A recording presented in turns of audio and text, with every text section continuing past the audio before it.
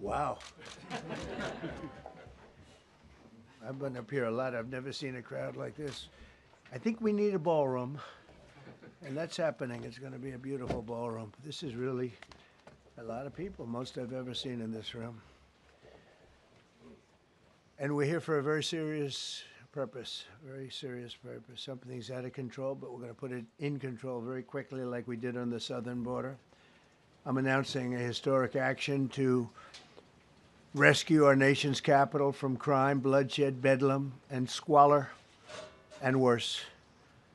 This is Liberation Day in D.C., and we're going to take our capital back. We're taking it back under the authorities vested in me as the President of the United States. I'm officially invoking Section 740 of the District of Columbia Home Rule Act. You know what that is? And placing the D.C. Metropolitan Police Department under direct federal control, and you'll be meeting the people that will be directly involved with that. Very good people, but they're tough, and they know what's happening, and they've done it before.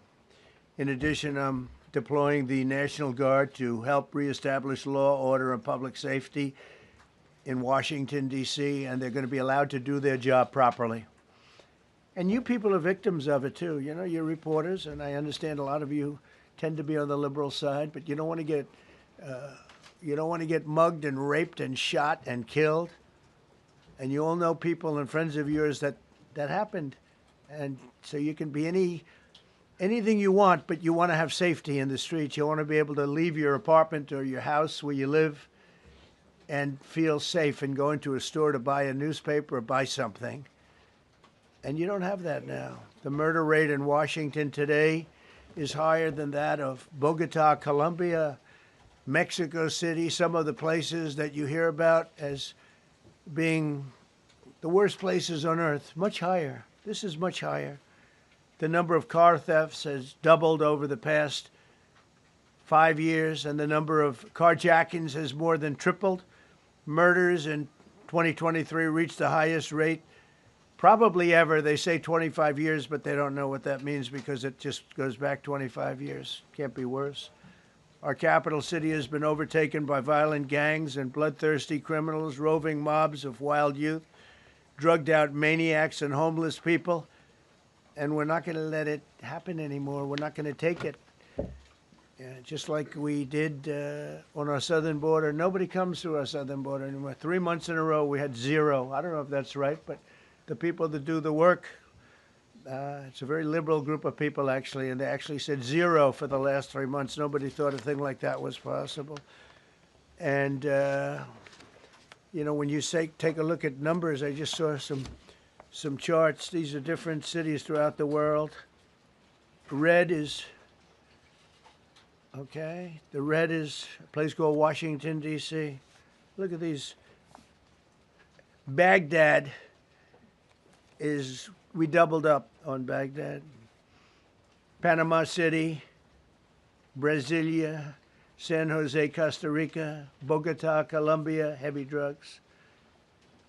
Mexico City, I mentioned, Lima, Peru, all double and triple what they are. So do you want to live in places like that?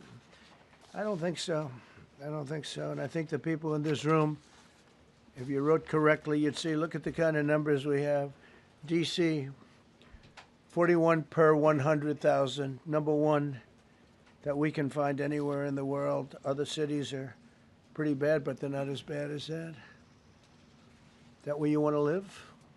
The reporters of the world? Juvenile offenders and crimes against persons, as they say. It's getting worse. Not getting better, it's getting worse. And we had a recent indication. There was a story about a man who was just left. He quit because he was asked to do phony numbers on crime. And we're going to look into that. I think Pam is going to be looking into that. But he was asked by the city, I guess, that we don't want to show the real numbers. Let me do numbers so it looks like it's going down. Not going down. And under Biden, it was a disaster. And nobody did anything about it. We're going to do things about it like you wouldn't believe. Every American has a constitutional right to be able to access and petition their government in safety, and countless federal officials and employees likewise have the right to carry out their jobs in peace without being shot. As you know, I lost a very good person a while ago, was shot waiting for his wife. He was in the car. They robbed his car. They shot him. They killed him like it was nothing to it. She was walking to the car. It's a horror show. This issue directly impacts the functioning of the federal government and is a threat to America, really. It's a threat to our country. We have other cities also that are bad, very bad. You look at Chicago, how bad it is. You look at Los Angeles, how bad it is. We have other cities that are very bad. New York has a problem. And then you have, of course, Baltimore and Oakland. We don't even mention that anymore. They're so far gone. We're not going to let it happen. We're not going to lose our cities over this. And this will go further. We're starting very strongly with D.C., and we're going to clean it up real quick, very quickly, as they say. Days ago, a former member of the DOJ staff was savagely beaten by a band of roving thugs after defending a young woman from an attempted carjacking. He was left dripping in blood. He thought he was dead, with a broken nose and concussion. Can't believe that he's alive. He can't believe it. In June, a 21-year-old congressional intern was tragically killed after being hit by a stray bullet in a drive-by shooting. A former Trump administration official named Mike Gill, fantastic person, was murdered last year in cold blood in a carjacking blocks away from the White House. We all knew him. Great person. Waiting for his wife as she was walking to the car. A Democrat congressman was also carjacked at gunpoint not far from the Capitol. And in 2023, an aide to Senator Rand Paul was stabbed in the chest and head by a demented lunatic as he walked down the street, just absolutely for no reason. Horrifically, last July 4th weekend, a 3-year-old girl was shot in the head and killed while sitting in a car near the Capitol. It's becoming a situation of complete and total lawlessness. And we're getting rid of the slums, too. We have slums here. We're getting rid of them. I know it's not politically correct. You'll say, oh, so terrible. No, we're getting rid of the slums where they live. Caravans of mass youth rampage through city streets at all times of the day. There are ATVs, motorbikes. They travel pretty well. Entire neighborhoods are now under emergency curfews. Just this past weekend, gunfire went through, and you saw that, the Navy Yard. I saw it this morning. They saw that they fought back against law. See, they fight back until you knock the hell out of them, because it's the only language they understand. But they fought back against law enforcement last night. And they're not going to be fighting back long, because I've instructed them and told them whatever happens, you know, they love to spit in the face of the police as the police are standing up there in uniform. They're standing and they're screaming at them an inch away from their face. And then they start spitting in their face.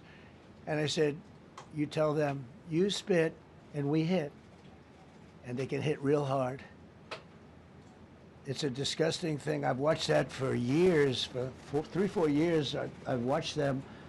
The police are standing, and they're told, don't do anything under any search. So and you can see they want to get at it. And they're standing there, and people are spitting in their face, and they're not allowed to do anything. But now they are allowed to do whatever the hell they want.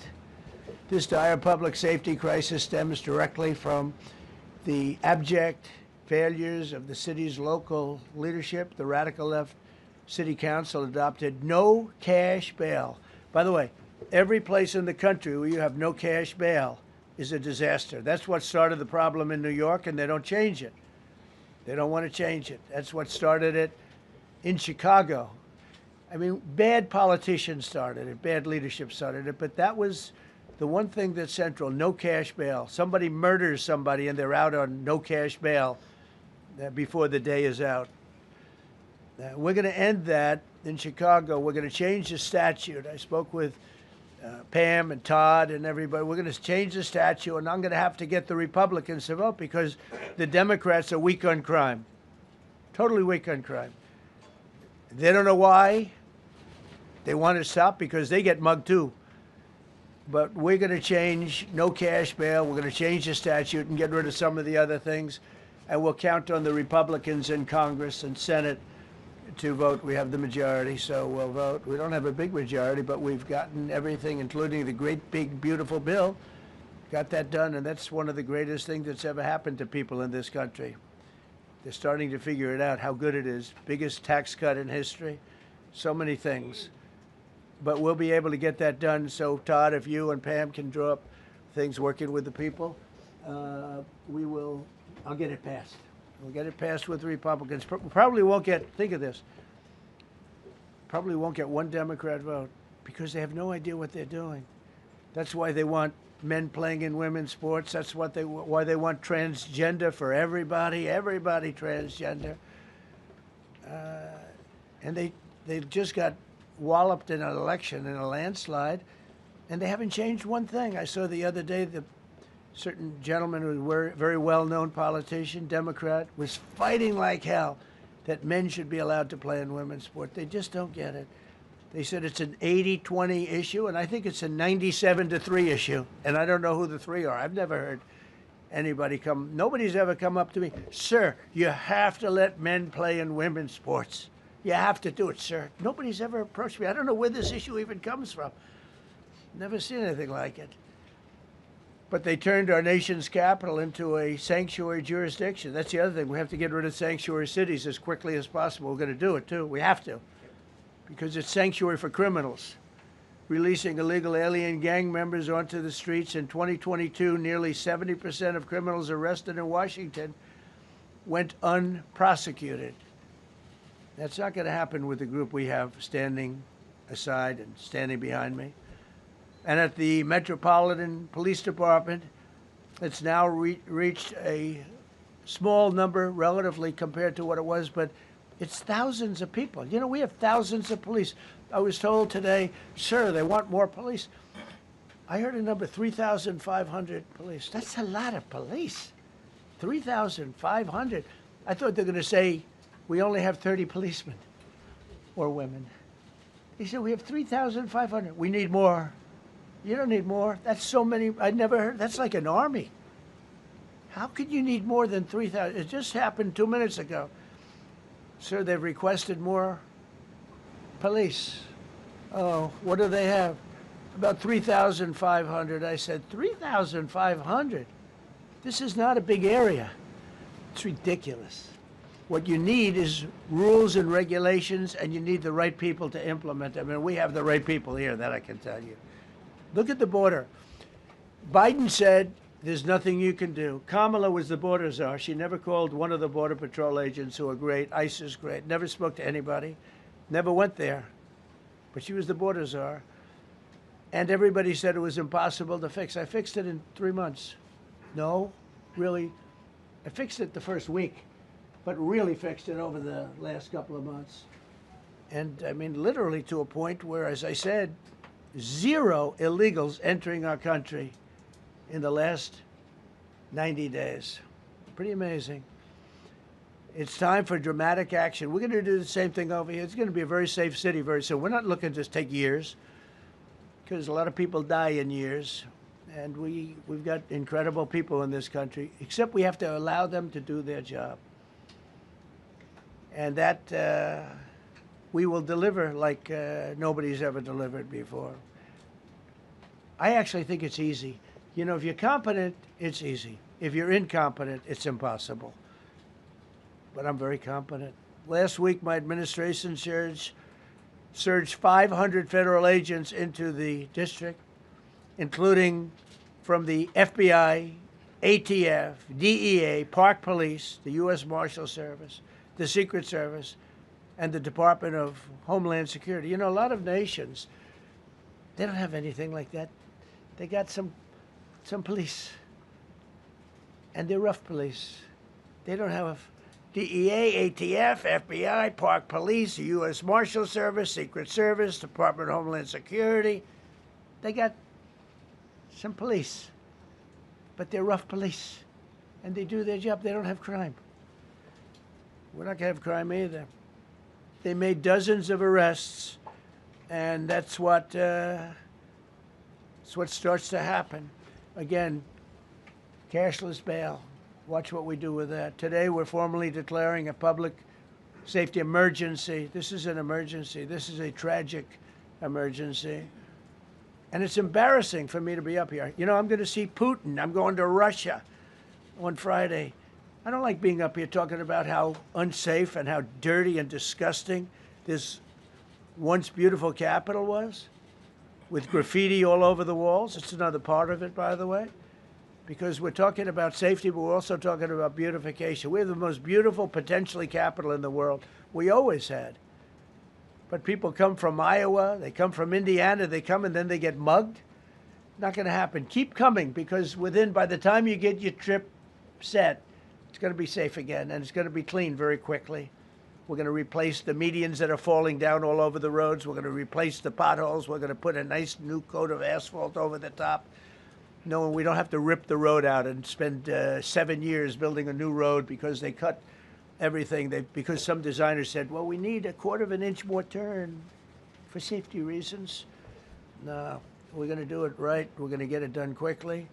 So today we're declaring public safety emergency in the District of Columbia, and Attorney General Pam Bondi, who's fantastic, is taking command of the Metropolitan Police Department as of this moment. And I'll be making the appropriate notifications to Congress and to the mayor, our new DEA administrator, who's one of the top in the country. He better be Terry. If you're not, I'm going to get rid of you so fast. Terry Cole. Terry, thanks. Very good. We just got him, most highly recommended person. And you'll be designated as the interim federal commissioner of the Metropolitan Police Department. Okay? And you run them tough. They're good. You have a lot of good people. You have people that shouldn't be there. You also have people that shouldn't be there. They got in there because of woke. But you have a lot of great police. And those people are the ones that want to help you. This city will no longer be a sanctuary for illegal alien criminals. We will have full, seamless, integrated cooperation at all levels of law enforcement, and we'll deploy officers across the district with an overwhelming presence. You'll have more police, and you'll be so happy because you'll be safe. When you walk down the street, you're going to see police, or you're going to see FBI agents. We're going to have a lot of agents on the street. You're going to have a lot of essentially military, and we will bring in the military if it's needed. By the way, we're going to have National Guard, but Pete Hegseth will tell you about it. We will bring in the military if needed. People say, "Oh, that's so terrible. He's going to bring in." It's been used many times over the years. I don't think we'll need it. I think we've got so many great people, including the people that are in the police department with proper leadership. They'll immediately begin massive enforcement operations targeting known gangs, drug dealers, and criminal networks to get them the hell off the street, maybe get them out of the country, because a lot of them came into our country illegally. They shouldn't have been allowed in. They come from Venezuela. They come from all over the world. We're going to get them the hell out. They won't be here long. But some of these people, a lot of them, are homegrown criminals. And these are bad people. These are rough people. And this is just a list of some of the people that were given to me today that were criminals removed from the D.C. streets this weekend. They were rough and tough, but we're rougher and tougher. Look at these people here. Nothing, you know. They're not going to be your local school teacher. Look at this guy. He has killed people numerous times.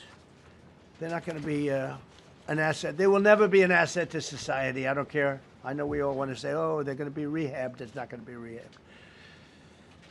I'm going to ask Doug Burgum to come up and say a couple of words because he's in charge, as you know. He's Interior, but he's in charge of the U.S. Park Police. And I've heard so many great things about the Park Police. They're proud of it. They've been there for a long time.